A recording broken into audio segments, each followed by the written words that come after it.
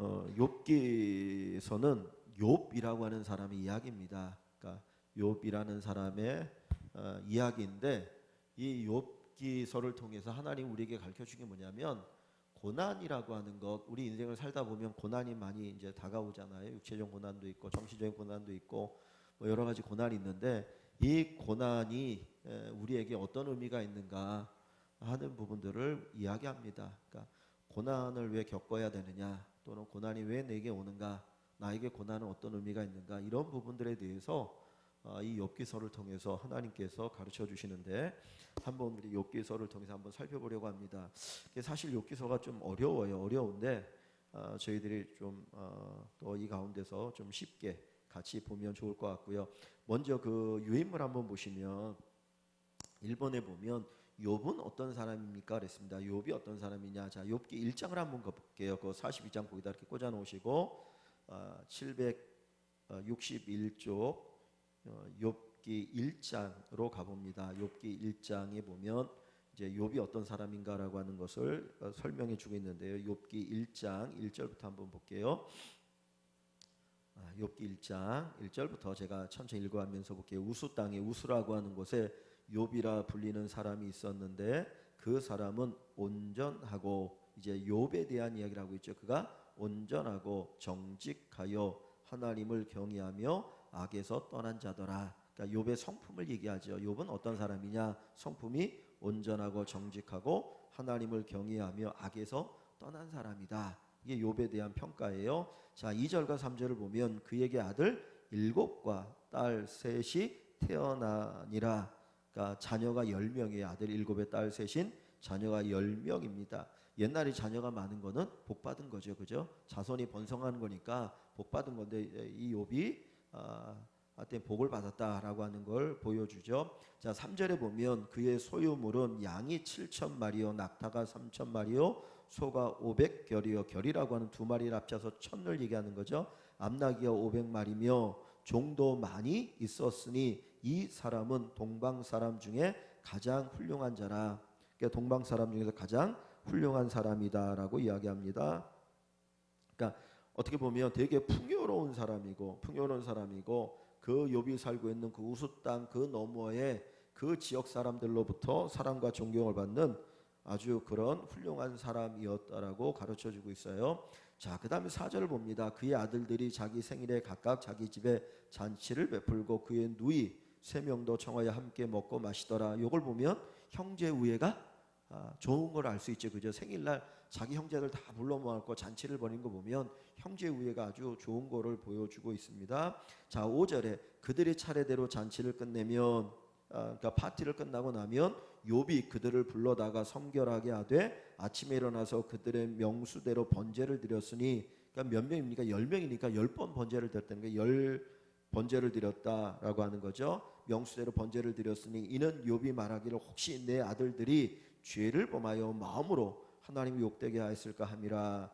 욥의 행위가 항상 이러하였더라. 이 이야기 뭐냐면 막 잔치를 벌이고 파티를 하다 보면 자기도 모르게 농담을 하거나 뭐 이상한 말을 하거나 뭐 이러면서 하나님의 영광을 가리웠을까 봐. 그래서 욥은 하나님 혹시라도 우리 자녀들이 하나님 앞에서 알지 못하고 지은 죄가 있으면 다 용서해 주십시오라고 하는 마음으로 제사를 지냈다라고 하는 거예요. 그러니까 이걸 보면 욥이 얼마나 자기 자녀들의 신앙에 대해서도 관심이 깊었는지, 정말 부재 중이라도 죄를 짓지 않으려고 하는 그 욥의 신앙을 볼 수가 있습니다. 그러니까 자기의 신앙도 귀하고 자녀들의 신앙을 귀하게 여기고 하나님께 복을 받아서 많은 물질의 부유함을 누리고 살았고, 그리고 성품도 아주 좋았던 사람이 욥이다. 구약시대 특별히 아브람, 야곱, 이삭, 요셉 이때의 족장시대는 물질의 풍요로움이 하나님의 축복에게 척도가 되어져요. 성경에서는. 신약은 좀 다른데, 그러니까 사실 이 욥기가 언제, 이 욥이 어느 때 사람인지 정확히는 모릅니다. 그런데 욥기서를 쭉 보면 이 욥이 아브라함 시대에 살았던 사람이겠거다라고 이제 볼 수 있는 게 많거든요. 아까 뒤에 우리가 40장에 케시타라고 하는 돈의 어떤 그 단위가 나오는데 이게 그 족장 시대에 쓰던 단위예요. 그러니까 정확하게 언제 모르는데, 그래서 여러 가지를 통해서 이거는 욥은 아브라함 시대 사람이겠거니라고 우리가 이제 판단하게 되어지는데, 이렇게 욥에 대해서 하나님의 축복을 받은 사람, 성품이 좋은 사람, 믿음이 좋은 사람, 그리고 자녀들의 믿음을 위해서 애를 쓴 사람이다라고 하는 것을 보여줍니다. 그러니까 아주 모범적인 사람이라고 하는 거죠. 자, 그런데 이번에 질문을 봅니다. 자, 이런 욥에게 갑자기 이제 이상한 문제가 생기기 시작하는 거예요. 그 원인이 어디냐면, 이번에 사단이 욥의 신앙을 어떻게 평가합니까? 이렇게 좋은 욥의 신앙을 사단이 이제 평가를 하는데, 사탄이라고 하는 요 말은 하나님께 참소하는 자입니다. 참소하다 또는 대적하다, 뭐 대항하다, 이런 의미가 담겨 있어요. 그러니까 사단이라고 하는 이 말에는 하나님께 참소하는, 누구를 참소하냐면 우리를 이렇게 참소하는 거예요. 우리를 이렇게 하나님 앞에 안 좋게 고발하는 거. 그 일을 이 사단이 합니다. 사단이 마귀라고도 하죠. 마귀라고 하고 사단이라고 하는데, 이 악한 영의 우두머리잖아요. 우리에 대해서 참소를 해요. 그러니까 사단은 좋게 얘기를 안 해요. 사단은 좋게 얘기해요. 항상 거짓을 얘기하고 안 좋게 하나님 앞에 얘기합니다. 그래서 사단을 거짓의 아비라는 말을 쓰지요. 자, 보세요. 여기 보면 이제 사단이 어떻게 하나님에게 이 욥에 대해서 얘기를 하느냐면, 평가를 하냐면 5절부터 한번 제가 다시 또 읽어봅니다. 6절이죠. 6절. 하루는 하나님의 아들들이 와서 천사들을 가리킵니다. 여호와 앞에 섰고 사단도 그들 가운데 온지라. 자, 여호와께 사단에게 이르시되 내가 어디서 왔느냐? 사단이 여호와께 대답하여 이르되 땅을 두루 돌아 여기저기 다녔나이다. 여호와께 사단에게 이르시되 내가 내 종 욥을 주의하여 보았느냐? 그와 같이 온전하고 정직하여 하나님을 경외하며 악에서 떠난 자는 세상에 없느니라. 하나님이 칭찬하시죠. 욥에 대해서 우리 1장에 나온 1장 1절의 이야기를 8절에서 그대로 하나님 다시 한번 말씀하시잖아요. 그러니까 하나님 이렇게 욥을 흡족하게 생각하시는 거예요. 너무너무 기뻐하시는 거죠. 그랬더니 그 이야기를 들은 사단이 뭐라고 말하냐면, 여호와께 대답하여 이르시되 욥이 어찌 까닭 없이 하나님을 경외하리까? 욥이 아무런 까닭 이유 없이 하나님을 잘 섬기겠습니까? 분명히 그거 다 이유 있는 거예요. 그 이유가 있으니까 하나님 잘 섬기는 거지, 그냥 하나님 잘 섬기는 거 아닙니다. 하나님 좀 똑바로 하십시오. 그 얘기하는 거예요. 자, 그러면서 10절에 보면 주께서 그와 그의 집과 그의 모든 소유물을 울타리로 두르심 때문이 아니니까. 이 울타리로 두었다는 건 뭐냐면 보호하고 있다는 거예요. 그죠? 다른 것들이 빼앗아가지 못하도록 보호하고 있다는, 즉 하나님께서 그를 지켜주시고 보호하시고 그에게 물질의 복을 주시니까 그런 거 아닙니까? 라고 얘기하는 거예요. 주께서 그의 손으로 하는 바를 복되게 하사 그의 소유물이 땅에 넘치게 하셨습니다. 하나님이 이렇게 물질의 복을 주시니까 욥이 하나님을 잘 섬기는 거지, 그냥 욥이 하나님 잘 섬기는 거 아닙니다. 그러면서 욥의 신행을 어떻게 합니까? 평가절하하고 있죠. 평가절하하고 있어요. 자, 11절에 봅니다. 이제 주의 손을 펴서 그의 모든 소유물을 치소서. 그리하면 틀림없이 주를 향하여 욕하지 않겠나이까. 뭔 얘기합니까? 하나님 거 다 뺏어서 가보십시오. 그러면 욥이 하나님 잘 섬길 것 같습니까? 아니요, 안 섬깁니다. 한번 뺏어가 보십시오. 그러면서 사단이 그렇게 얘기를 합니다. 자, 그랬더니 하나님이 어떻게 하시나요? 12절을 보시면 여호와께서 사단에게 이르시되 내가 그의 소유물을 다 내 손에 맡기노라. 다만 그의 몸에는 내 손을 대지 말라. 말지니라 사단이 곧 여호와 앞에서 물러가니라 그랬어요. 하나님, 사단이 그렇게 얘기하니까 그래, 한번 네가 해봐. 진짜 욥이 그것 때문에 나를 섬기는지 아닌지 한번 네가 해봐라. 그러면서 이 사단의 얘기에 하나님께서 허용하시는 거예요. 언젠가 제가 말했는데, 하나님께서 허락하시는 일이 있고 허용하시는 일이 있어요. 이거는 즐겁게 하나님께서 허락하시는 것이고, 이거는 마지못해서 하나님께서 하는 거예요. 그러니까 애들이 막 때를 쓰잖아요. 이게 안 좋은 거 알아. 엄마 볼 때는 저거 하면 안 되는데, 근데도 계속 때를 쓰면 어디 한번 해봐 그러고 한번 맛보기 할 때가 있어요. 그것처럼 허용이라고 하는 거는 하나님 기뻐하잖아. 근데 하도 때를 쓰니까 어디 한번 네가 맛보고 그거 잘못된 거, 내가 안 된다 하는 이유가 있는 거 한번 경험해봐. 이게 허용이에요. 하나님 기뻐서 하시 않는 거. 허락이라고 하는 건 즐거워서 하시는 거. 그러니까 기도를 드릴 때도 하나님이 기뻐서 기도에 응답해 주시는 게 있고, 할 수 없이 깨닫게 하려고 허용하시는 게 있어요. 그래서 광야에 이스라엘 백성들이 고기가 없다고 하나님이 원망불평하니까 그래 알았어 한번 고기 실컷 먹어봐. 그래갖고 메추라기가 이렇게 바람에 불려서 이스라엘 사람들이 여기 있으면 한 1m 정도 되는 데로 막 이렇게 날아가게 하거든요. 그냥 손만 뻗으면 이렇게 잡는 거예요. 그러니까 메추라기가 땅에 다 떨어져 있어가지고 뭐 여기 쌓여 있는 게 아니고 이렇게 낮게 날아다니는 메추라기를 그냥 손 잡아가지고 그거를 잡아다가 고기를 해먹는 거죠. 근데 이 메추라기를 먹다가 수많은 사람들이 죽음을 당하거든요. 하나님께서 십니다. 메추라기 보내는 허용이 기뻐서 보내시는 게 아니거든요. 근데 지금 여기에는 조금 다른 의미지만은 하나님께서 사단에게 그러면 네가 한번 해봐라.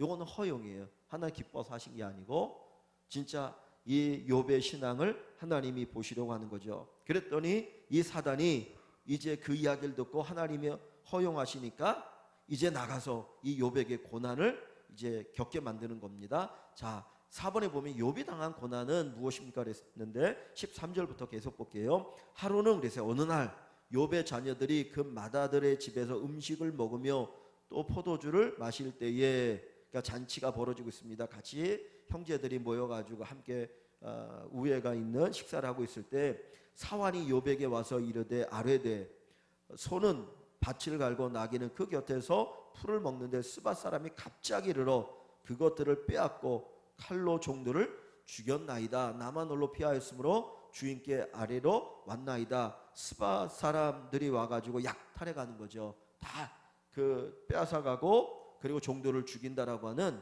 그 비보가 들려옵니다. 자, 16절에 보면 또 그가 아직 말하는 동안에 또 한 사람이 와서 아뢰되 하나님의 불이 뭐겠습니까? 하늘에서 떨어져서 하나님의 불이 떨어졌다는 건 번개를 얘기하겠지, 그죠? 하늘에서 번개가 치잖아요. 천둥 번개, 번개가 쳐서 하늘에서 떨어져서 양과 종들을 살라 버렸나이다. 나만 홀로 피하였으므로 주인께 아뢰었나이다. 그러면서 또 얘기합니다. 그 다음에 또 17절에 그가 아직 말하는 동안에 또 한 사람이 와서 아뢰되 갈대아 사람이, 이번에는 갈대아 사람들이에요, 새 무리를 지어 갑자기 낙타에게 달려들어 그것을 빼앗음으로 칼로 종들을 죽였나이다. 나만 홀로 피하였으므로 주인께 아래로 왔나이다. 그러니까 여기 보면 다 지금 막 약탈을 당하고 있는 거야. 하늘에 불이 내려가지고 막 살라버렸고 스밧 사람들과 갈대아 사람들이 와서 다 약탈해가는, 갑자기 그냥 완전히 약탈당하는 이런 일이 벌어진 거예요. 아까 앞에 보면 무슨 얘기가 나옵니까? 그 10절에 소유물을 울타리로 두르심 때문이 아니니까 그랬잖아요. 울타리로 두렀다는 게 뭐 보호했다는 거잖아요. 그러니까 여태까지 그런 일이 없었는데 이게 갑자기 이제 이런 일이 벌어지는 거잖아요. 그러니까 하나님 보호심이 없어진 것처럼 얘기하는 거죠. 그런 이제 결과가 나타난 거예요. 자, 18절을 봅니다. 그가 아직 말하는 동안에 또 한 사람이 와서 아뢰되 주인의 자녀들이 그들의 맏아들의 집에서 음식을 먹으며 포도주를 마시는데, 아까 앞부분에 나왔죠. 거친 들에서 큰 바람이 와서, 갑자기 큰 바람이 부릅니다. 태풍 같은 게 불어와서 집 내 모퉁이를 치매 그 청년들을 위에 무너짐으로 그들이 죽었나이다. 나만 홀로 피하였으므로 주인께 아래로 왔나이다. 여기 보니까 지금 이 욥의 그 양과 소와 낙타 떼들이 완전히 다 약탈을 당하고, 그 다음에 마지막에 뭡니까? 자식들 10명이 한 집에서 같이 밥을 먹고 있었는데 큰 바람이 불어가지고 그냥 집을 덮쳐버린 거예요. 그러니까 하루아침에 10명이 죽어버리는 엄청난 비극이 여기 일어나게 되어진 거죠. 근데 가만히 생각해보면 이거는 견딜 수 있지 않습니까? 그죠? 재산이야 나중에 다시 만들어지면 되니까 이건 견딜 수 있는데, 갑자기 자식 10놈이 한 집에 있다가 무너져가지고 10명이 죽었다고 생각해 보십시오. 하나도 아니고. 이것만큼 고통스러운 게 어떻겠습니까? 그러니까 이 고통을 갑자기 욥이 하루 사이에 당하는 거예요. 하루날에 이런 고통을 그냥 욥이 당하게 됩니다. 이제 사단이 파괴시키는 거죠. 사단이 파괴시키는 거죠. 자, 이런 엄청난 고통을 당했는데 그 고통에 대해서 욥은 어떻게 반응하나요? 20절 한번 볼게요. 20절. 욥이 일어나 겉옷을 찢고 머리털을 밀고 땅에 엎드려 그 다음 뭐합니까? 예배하며. 겉옷을 찢고, 이거는 회개할 때 어떤 표현이거든요. 머리털 밀거나. 근데 땅에 엎드려서 하나님을 예배한다는 거예요. 말도 안 되는 일이죠. 그죠? 그러면서 21절에 뭐라고 말합니까? 이르되 내가 모태에서 알몸으로 나와 싸운즉 또한 알몸이 그리로 돌아가 올지라. 내가 올 때 빈손으로 앉고 갈 때도 빈손으로 간다, 그 얘기하는 거 아닙니까? 그러면서 하는 얘기가 주시니도 이제까지 내게 많은 재물과 내 자식들을 주시니도 여호와시고 이 모든 것을 거두어 가신 분도 여호와시니, 그러면서 하는 이야기가 여호와 이름이 찬송을 받으실지니라. 오히려 이런 상황 속에서도 욥이 하는 게 뭘 한다는 거예요? 하나님을 예비하면서 찬송한다라는 얘기를 합니다. 진짜 이게 사람인가 하는 생각이 들어요. 그죠? 그러니까 욥이 이렇게 고난 중에도 먼저 그의 반응은 오히려 하나님을 예비하고 찬송한다라고 얘기해요. 그러면서 22절에 보면 이 모든 일에 욥이 범죄하지 아니하고 하나님을 향하여 원망하지 아니하였더라. 어떤 마음으로부터 하나님 원망하지도 않고 어떤 범죄도 하지 않았다라고 얘기를 합니다. 그래서 이 1장에 보면 아, 욥이 참 이런 믿음의 사람이구나, 이렇게 다 없어졌는데 사단은 뭐라고 말합니까? 하나님이 이거 주셨으니까 욥이 하나님을 잘 경외하는 거잖아요 라고 얘기했는데, 욥은 이거 다 없어졌는데, 그리고 큰 고통을 겪는데 그런 상황 속에서도 하나님을 예배하고 찬양한다는 거죠. 이게 먼 얘기 같이 느껴져요. 그죠? 그런데 이제 나중에 이제 가보면, 자, 어디 가보면 이제, 자, 6번을 한번 봅니다. 6번을 보면 다시 사단이 욥에게 가한 고통은 무엇입니까? 그리고 이제 이 사단이 다시 이제 왔어요. 그런데 욥이 끄떡하지 않고 하나님 앞에 뭐 하나님 원망하거나 부인하지 않으니까 이 욥이 아, 이건 아직 뭐가 한가 부족하다는 거예요. 사단이 생각할 때는. 그러면서 뭐라고 말하냐면 그의 몸을 치면 고통 가운데 하나님을 부인할 겁니다. 이제 그 얘기를 하려고 하는 거예요. 자, 어디를 보시냐면 2장 5절을 볼게요. 2장 5절. 이제 주의 손을 펴서, 이제 하나님에게 이 사단이 또 욥을 참수하는 거예요. 이제 주의 손을 펴서, 하나님의 손을 펴서 그의 뼈와 살을 치소서. 그리하시면 틀림없이 주를 향하여 욕하지 않겠나이까. 분명히 하나님께서 그를 병들게 하면 이 욥은 하나님을 원망할 겁니다. 사단이 그 얘기하는 거예요. 그러니까 하나님이 뭐라고 말씀하냐면 7절에 사단이 이에 여호와 앞에서 물러가서 욥을 쳐서 그의 발바닥에서 정수리까지 종기가 나게 한지라. 하나님이 허용하니까 이제 어떻게 해요? 발바닥에서 정수리까지 온 몸에 종기가 나게 다 곪아가지고 막 터지는, 얼마나 고통스럽겠습니까? 그죠? 어디 하나만 딱 종기가 나도 아픈데, 뾰록지 나도 아픈데 온 몸이 다 곪아가지고 막 터지고 그러니 얼마나 고통스럽겠어요. 자, 8절에 보면 욥이 제 가운데 앉아서 질그릇 조각을 가져다가 몸을 긁고 있더라. 아픈데 간절하면 견딜 수 없으니까 질그릇 조각으로, 그러니까 온몸에 뭐 진물 나오고 피가 나오고 말할 수 없는 고통을 겪게 되어지겠죠. 자, 9절에 보면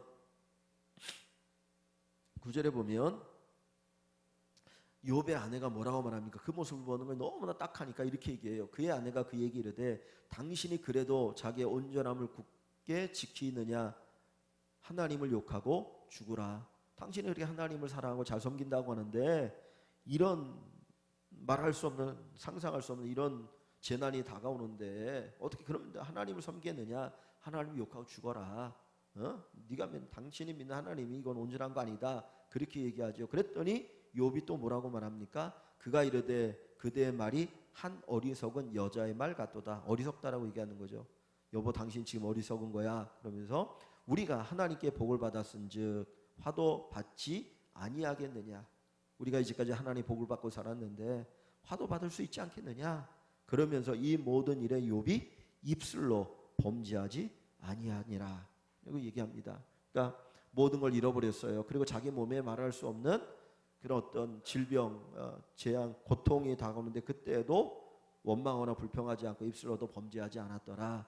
이제 이게 욥에 대한 이야기 앞부분을 우리에게 가르쳐 줍니다.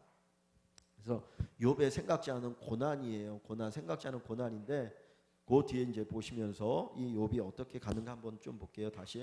뒤에 더 가보시면 자 7번 문제를 한번 볼게요. 7번을 보시면 욥을 찾아간 친구들은 누구입니까? 이런 이야기가 이제 친구들에게 들렸어요. 멀리 있던 친구들에게 들리니까 그들이 욥을 찾아가서 이제 위로한다고 찾아오는데 11절입니다. 2장 11절. 그때 욥의 친구 세 사람이 이 모든 재앙이 그에게 내렸다함을 듣고 각각 자기 지역에서부터 이르렀으니 곧 대만 사람, 대만이라는 곳에 하는 사람 엘리바스, 수아 사람 빌닷, 나하마 사람 소발이라. 그들이 욥을 위문하고 위로하여 서로 약속하고 오더니 그랬어요.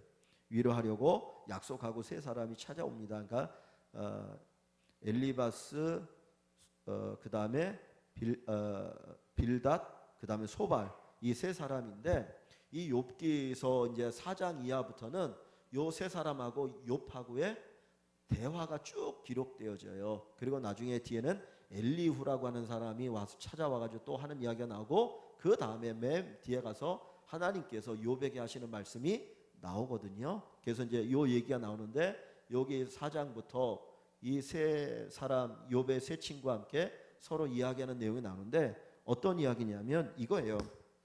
이 세 친구들은 욥에 대해서 이렇게 얘기합니다. 뭐라고 말하냐면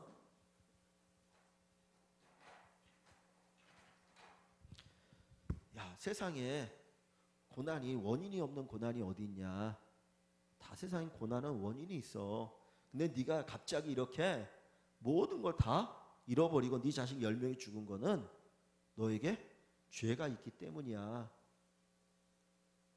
너에게 죄가 있기 때문에 네가 이런 고난을 당하는 거지. 그냥 하나님이 너에게 이런 고난을 주시냐. 그러면서 이제 이 욥을 정죄를 합니다. 너 죄인이라고. 처음에는 위로하는 것처럼 하다가 세 번의 이제 이렇게 대화들이 나오지는데 맨 마지막에 가면 아주 그냥 막 엄청난 정죄를 하거든요.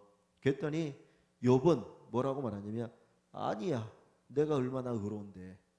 내가 얼마나 의롭게 사는데 무슨 소리 하는 거야. 그러면서 항변을 합니다. 친구들이. 그리고 욥은 욥 나름대로 자기의 어떤 논리를 따라서 이 친구들의 말을 이렇게 반박을 하는 내용이 쭉 기록되어 있어요. 근데 여기서 한번 생각해보면 뭐냐면 이건 거죠.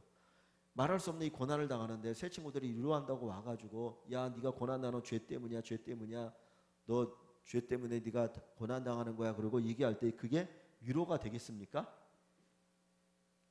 위로가 안 되겠죠. 사실 이거를 다 잃어버린 것도 엄청난 고통이지만 친구들이 와가지고 하는 이야기가 사실은 욥에게 더 큰 고통이 될 수 있거든요. 근데 우리도 가끔 이제 사람들이 그럴 수 있어요. 위로한답시고 하고는 오히려 위로하는 게 아니라 거기다 막 소금을 그냥 염장 지른다 그러죠. 그냥 소금을 치고 더 고통스럽게 하는 게 이런 일일 수 있는데 이 친구들이 지금 그러고 있는 거예요. 그 이야기가 4장부터 쫙 나오는데 한번 3장 1절 한번 보세요. 이제 시간이 흘러서 욥이 이 고통이 사람이 이런 거 있잖아요. 사람이 딱 죽으면 죽을 때는 슬픈지 잘 몰라요. 그죠?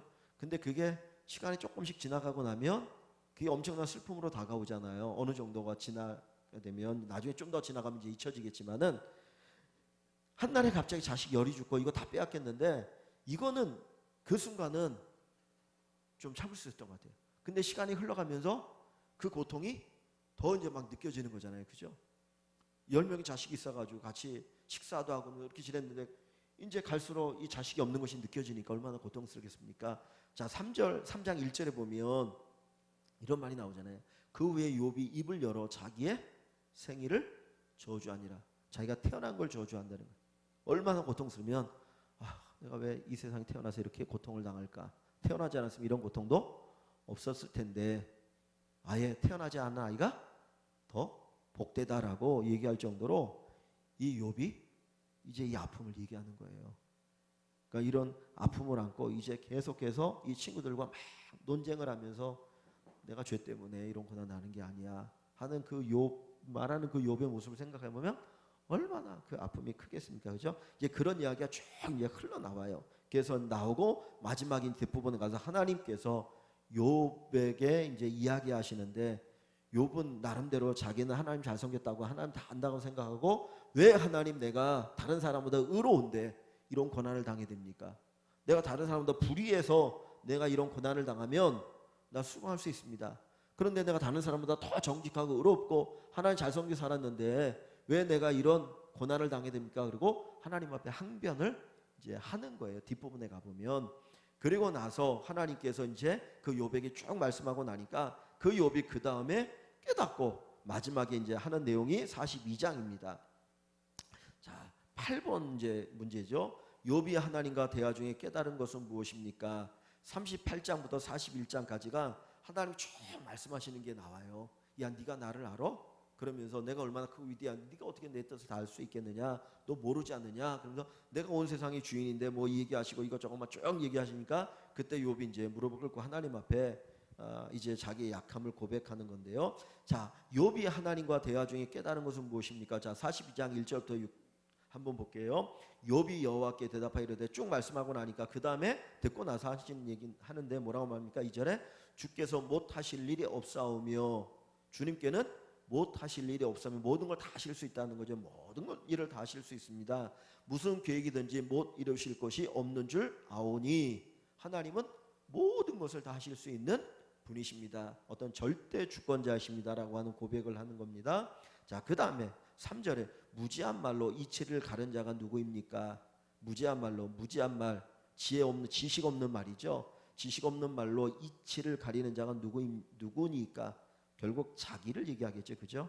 내가 여태까지 헛소리했네요. 하나님 앞에서 내가 똑똑한 줄 알고 내가 뭐 안 줄 알고 항변했는데 보니까 내가 어리석은 말을 여태까지 했습니다. 하나님 앞에서 그냥 나는 깨닫지도 못한 일을 말하였고 스스로 알 수도 없고 헤아리기도 어려운 일을 말하였나이다. 뭐 지가 다 아는 것처럼 하나님인 것처럼 그렇게 얘기했다라는 거예요. 근데 하나님 말씀하신 걸 듣고 보니 제가 진짜 어리석은 말을 여태까지 했습니다. 그러면서 하나님 앞에 회개하는 거죠. 내가 말하겠사오니 주는 들으시고 내가 주께 묻겠사오니 주여 내게 알게 하옵소서, 깨닫게 하여 주옵소서, 그 이야기를 합니다. 자, 5절에 내가 주께 대하여 귀로 듣기만 하였사오나 이제는 눈으로 주를 배웁나이다. 이 얘기 뭡니까? 이 얘기면 내가 주께 대하여 귀로 듣기만 하였사오나 이제는 눈으로 본다. 이 얘기 뭔가요? 간접적인 신앙에서 직접적인 신앙을 얘기하겠죠. 좀 그냥 이렇게 하면 간접적인 신앙에서 직접적으로 하나님에 대해서 알았다면 이제는 하나님을 조금 더 분명하게 알아가게 되었다라는 얘기를 하는 거예요. 그러니까 전에는 이렇게 막연한 간접적인 신앙, 듣는 신앙이었는데 뭐 하나님에 대해서 직접 하나님을 체험하는 신앙이 되었다. 하나님이 어떤 분인지를 정말 더 알게 되었다라고 하는 이야기를 하고 있습니다. 그러면서 그의 고백은 뭡니까? 6절에 그러므로 내가 스스로 거두어 드리고 내 말한 모든 걸 다 거두어 드리고 티끌과 재 가운데서 뭐합니까? 회개합니다. 내가 말로 하나님 앞에 엄청난 죄를 지었다는 거예요. 내가 다 아는 것처럼. 그러니까 막 항변하니 왜 내게 이런 일이 있을 수 있습니까? 하나님 어찌 나한테 그럴 수 있습니까? 막 그러고 항변한 것에 대해서 그가 회개를 한다고 고백합니다. 자, 그랬더니 이제 9번으로 한번 가볼게요. 9번에 보면 하나님께서 욥의 친구들에게 요구한 것은 무엇입니까? 특별히 욥에게 뭘 요구하고 계신가요? 자, 이제 9절을 보면 7절에 여호와께서 욥에게 이 말씀을 하신 후에 아까 앞부분에 이제 쭉 얘기하니까 이제 욥이 깨닫고 내가 회개합니다라고 얘기하죠. 그리고 나서 이제 욥을 위로한다고 와서 욥의 염장을 지른 그 친구들에게 하나님이 말씀하는 겁니다. 대만 사람 엘리바스에게 이르시되 내가 너와 내 두 친구에게 노하나니 하나님이 그들에게 화를 내신다고 말씀하셔요. 이는 너희가 나를 가리켜 말한 것이 내 종 욥의 말같이 옳지 못함이니라. 즉 뭡니까? 이 친구들은 욥의 고난에 대해서 뭐라고 말했습니까? 죄 때문에 네가 고난당하는 거다. 너 회개해야 돼. 하나님 왜 너 고난당하게 하는 줄 알아? 네가 죄 지었으니까 고난당하게 하는 거야. 요 말이 틀렸다라는 거예요. 그러니까 욥이 고난당하는 거는 죄 때문에 고난당하는 것이 아닌데 너는 욥이 죄 때문에 고난당한다라고 너희들이 잘못 말하고 있고 하나님을 잘못 알고 있다라고 하는 것을 여기 지적하고 있습니다. 그러니까 우리가 사실은 죄를 지어서 고난당할 때가 있어요. 그런데 단순히 죄에 대한 어떤 벌로서 하나님이 고난을 주시는 것이 아니거든요. 근데 이 욥의 친구들은 이 죄를 지어가지고 욥이 고난당한다고 욥을 정죄하고 비난하고 막 하니까 그게 옳지 않다. 지금 이 얘기를 하는 거예요. 자, 그러면서 그 뒤에를 봅니다. 8절에 그런즉 너희는 이제 이게 엄청난 죄니까 이제 하나님 앞에 속죄 제사를 드리게 하는 거죠. 너희는 수소 7과 순양 7을 가지고 내 종 욥에게 가서 너희를 위하여 번제를 드려라. 자, 여기 보니까 너희들끼리 제사를 드리라고 하는 것이 아니라 누구에게 가라고요? 욥에게 가서 제사를 하나님께 드려라 그럽니다. 자, 그러면 내 종 욥이 너희를 위하여 무엇 할 것이다? 기도할 것이다. 지금 이 친구들은 욥에게 엄청난 고통을 가져다 준 사람들이잖아요. 그러니까 가면 같이 가서 제사를 드리게 하고 그러면 욥이 너희를 위하여 하나님 앞에 기도할 것이다 그랬어요. 막 쓰린 속, 엄청난 쓰린 속이죠. 욥은 자식을 잃은 것도 괴로운데 와가지고 염장 지르니까 얼마나 큰 고통입니까? 그런데 하나님께서는 그 욥으로 하여금 친구들을 위해서 기도해 주라는 거예요. 기도해 주라는 거죠. 자, 그랬더니 뭐라고 합니까? 기도할 것인즉 내가 그를 기쁘게 받으리니. 자, 누구를 기쁘게 받는다고요? 그를 그랬어요. 욥. 그죠? 잘 보세요. 기도를 할 것인 너희를 위해 기도할 것인즉 내가 그 기도를 기쁘게 받으리니 그게 아니고 내가 욥을 기쁘게 받겠다라는 겁니다. 그 기도하는 욥을 내가 기쁘게 받겠다는 거예요. 단순히 기도를 하나님 듣는다가 아니라 그 기도하는 욥을 하나님이 받으신다는 거예요. 이게 이제 중요하잖아요. 그죠? 자, 하나님이 그 욥을 받으시. 그래서 너희가 우매한 만큼 너희에게 갚지 아니하리라. 그들을 용서해 주시겠다는 거죠. 왜냐하면 이는 너희가 나를 가리켜 말한 것이 내 종 욥의 말같이 옳지 못함이라. 그렇게 우매했다. 그런데 내가 그 우매함에 대해 갚지 않겠다라고 얘기합니다. 자, 그래서 9절에 이에 대만 사람 엘리바스와 수아 사람 빌닷과 나아마 사람 소발이 가서 여호와께서 자기들에게 명령하신 대로 행하니라. 제사를 드렸어요. 그리고 욥에게 기도를 부탁하죠. 그러자 여호와께서 기도하는 그 욥을 기쁘게 받으셨더라. 자기를 그렇게 고통스럽게 했던 그들을 위해서 기도했던 욥을 기쁘게 받으셨다라는 겁니다. 사실은 앞에 있는 것도 귀하지만 이 뒤에 있는 게 귀한 말씀이죠. 자, 그리고 나서 10절에 보면 이제 하나님께서 보세요. 욥의 고난이 언제 끝나게 되었습니까? 라고 제가 질문을 만들었는데, 자, 욥의 고난이 언제 끝나게 되었나요? 10절 한번 보세요. 욥이 그의 친구들을 위하여 기도할 때에 여호와께서 욥의 곤경을 돌이키시고 그랬어요. 욥이 자기의 친구들을 위하여 기도할 때, 자기를 그래 막 정죄했던 그 친구들을 위해서 기도할 때 하나님이 욥의 곤경, 이 고통을 풀어주신 거예요. 그죠? 그의 몸에 있던 질병이 낫고 이제 회복되어지는 역사가 일어나기 시작했다는 겁니다. 그러니까 우리가 우리 원수들을 위하여 기도할 때 결국 그것이 우리에게 유익이 되게 하신다는 거죠. 그죠? 그러니까 나의 문제가 풀어지고 회복되는 어떤 고난의 문제가 해결되어지는 그런 역사가 일어나더라. 지금 얘기하는 겁니다. 욥이 그의 친구들을 위하여 기도할 때 여호와께서 욥의 곤경을 돌이키시고, 자, 그리고 나서 또 곤경 그 문제, 고난의 문제가 해결되어질 뿐만 아니라 여호와께서 욥에게 이전 모든 소유보다 갑절이나 주신지라 했어요. 두 번째가 뭡니까? 그 욥이 그렇게 기도할 때 하나님께서 그 기도를 들으시고 욥을 기쁘게 받으셔서 이제는 이전에 욥이 가지고 있던 재물보다 2배의 재물을 하나님 주신다는 거예요. 갑절의 복을. 그래서 11절에 이제 그 욥이 받은 복의 내용이 쭉 기록되어 나옵니다. 11절이 아니라 12절이죠. 근데 한번 보세요. 11절에 보면 이제 주신지라. 그리고 이제 사람들이 막 돌아오기 시작하는데 욥을 떠났던 사람들이 이에 그의 모든 형제와 자매와 이전에 알던 사람들이 다 와서 욥이 고난 당하니까 누가 다 도망갔어요? 가족들이 다, 형제들이 다 도망갔어요. 그죠? 그 전에 부자로 있을 때는 와가지고 뭐 아는 척하고 뭐 이러더니 욥이 딱 고난 당하니까 다 도망갔어. 형제와 자매, 이전에 알던 사람들이. 이게 세상에, 그죠? 근데 하나님께서 그를 회복시켜 주니까 사람들이 돌아오기 시작해. 사람들도 돌아와요. 그죠? 그리고 위로한다고 캐시트 하나씩과 금고리 하나씩을 주었다 그랬는데, 그리고 12절에 보면 여호와께서 욥의 말년에 욥에게 처음보다 더 복을 주시니, 그러면서 복의 내용이 나오는데 2배예요. 딱 그 1장에 그 욥이 가지고 있던 소유물의 2배를 하나님이 욥에게 주셔요. 그리고 13절에 보면 또 아들 7과 딸 3을 두었으며 그랬어요. 원래 욥의 아들과 딸이 몇 명입니까? 10명이라고 그랬잖아요. 7 아들 7, 딸 3이잖아요. 여기서 다른 짐승은 하나님께서 물질의 복은 2배를 주셨는데 자식은 어떻게 주셨습니까? 똑같이 10명을 주셨거든요.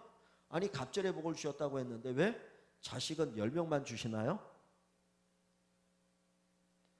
앞에 죽은 자식이 10명이 있잖아요. 근데 보세요. 지상에서는 자식이 10명이지만 천국에 가면 지금 천국에 죽은 자식 10명이 가 있는 거죠. 그죠?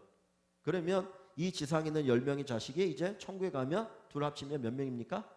20명인 거예요. 그러니까 갑절의 복을 주신 거예요. 짐승은 죽으면 끝이에요. 짐승은 죽으면 끝이에요. 근데 인간은 죽으면 죽은 것으로 끝나는 것이 아니라 하나님의 나라로 들어가니까 10명의 자녀가 하나님의 나라에 지금 있는 거예요. 그래서 갑절의 복을 주신데 하나님은 10명의 자식을 만 주셔요. 그래서 합쳐서 2배가 되는 거죠. 2배가 되어지는 겁니다. 자, 그러면서도 그 15절에 보면 모든 땅에서 욥의 딸들처럼 아리따운 여자가 없었더라. 어떤 미모도 아주 아름다운, 뭐 마음도 아름다운 걸 얘기하겠죠. 그렇게 여기 얘기하고 있습니다. 그러면서 욥이 그 후에 140년을 살았다 해서 한 200세를 살았을 것이다라고 추측을 하게 됩니다. 그러니까 여기에 보면 이제 그렇습니다. 그래서 우리가 이 욥기를 통해서 2가지 생각하는 건, 고난이라고 하는 거는 하나님이 절대자이시기 때문에 우리에게 왜 고난이 온지는 잘 몰라요. 고난이 오는 잘 몰라요. 그런데 하나님이 이 고난을 가지고 우리를 위해서 일하신다는 겁니다. 다 어디 이제 2가지만 좀 생각하고 마칠게요. 하나, 자 성경 한번 좀 찾을게요. 다시 욥기서 4장을 한번 보겠습니다. 욥기서 4장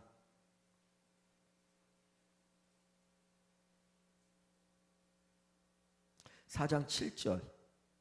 엘리바스라는 사람이 하는 것인데 이건 세상에서 바라보는 거예요. 이전까지 이 고난에 대해서 세상에서 바라보는 시각을 얘기합니다. 4장 7절 뭐라고 써있냐면, 생각하여 보라. 죄 없이 망한 자가 누구인가? 죄 없이 망한 자가 있느냐? 없어. 그러니까 지금 욥 네가 이렇게 망한 거는 뭐 때문이야? 죄 때문이야. 정직한 자의 끊어짐이 어디 있느냐? 네가 이렇게 망한 이유는 바로 정직하지 않고 죄를 지어서 그래. 너 사람들이 모르는 죄 지었지. 그거 다 회개해야 돼. 그러면서 막 지금 비난하는 거야. 그러니까 인과응보에 인과응보. 원인이 있으니까, 죄가 있으니까 너 지금 이렇게 되는 거야. 이게 이 친구들의 이야기고 세상 사람들이 바라보는 시각이에요. 근데 하나님은 어떻게 얘기하냐? 23장을 가봅니다. 우리가 잘 아는 욥기서 23장의 말씀인데 23장 10절 23장 10절입니다. 23장 10절 784쪽입니다. 23장 10절. 그러나 내가 가는 길을 그가 아시나니 그가 나를 단련하신 후에는 내가 순금같이 되어 나오리라. 내가 가는 길 그가 아시나니 그가 나를 단련이 때로는 뭘로 단련합니까? 고난으로 단련하잖아요. 그죠? 그럼 그 고난을 단련하면 내가 뭐같이 나온다? 순금같이 나온다는 거예요. 순금같이. 그러니까 여기서의 고난은 어떤 목적이 있다는 거예요. 목적이. 하나님께서 어떤 목적이 있기 때문에 때로 우리에게 고난을 주신다라는 거예요. 그러니까 세상 사람들은 고난이, 이 사람이 죄를 지어서 고난당한다, 그렇게 쉽게 그냥 판단하고 평가하고 정죄합니다. 그런데 하나님께서는 그게 아니야. 어떤 목적이 있기 때문이야. 비록 내가 죄를 지어서 그 죄로 인하여 고난이 와도 하나님 단순히 그 죄에 대한 징계로서의 고난을 얘기하지 않아요. 뭐냐면 우리를 더욱더 성숙시키기 위한 목적으로서의 고난을 얘기하는 거거든요. 그래서 그 이야기를 여기 욥기서를 통해서 고난에 관한 이야기를 우리에게 가르쳐 주시고 있어요. 그래서 그 부분은 우리가 하나 꼭 기억하면 좋겠고, 요 뒷부분에 보면 욥이 하나님 앞에 갑절에 복을 받게 되는데 그가 회개할 뿐만 아니라 아까 여기 보면 기도했다는 거. 그들을 위하여 기도했더니 하나님이 욥을 받으셨어요. 그죠? 욥을 받고 그 욥에게 갑절에 복을 주십니다. 그러니까 나를 향하여서 미워하고 질투하고 뭐 이런 사람들을 위해서 우리가 기도하는 것이 결국은 내가 하나님께 복 받는 비결이 되어지는 거죠. 근데 사실 이게 어렵긴 하죠. 근데 우리가 이런 기도를 우리가 드릴 수 있는 그런 믿음이 되도록 또 하나님 앞에 도와달라 기도하면 좋을 것 같습니다. 그래서 이 욥기서의 이 마지막 장에 있는 말씀을 우리가 좀 많이 생각해 보면 우리 큰 은혜가 되리라 생각을 합니다. 그래서 오늘은 욥기서를 이렇게 마치도록 하겠습니다. 우리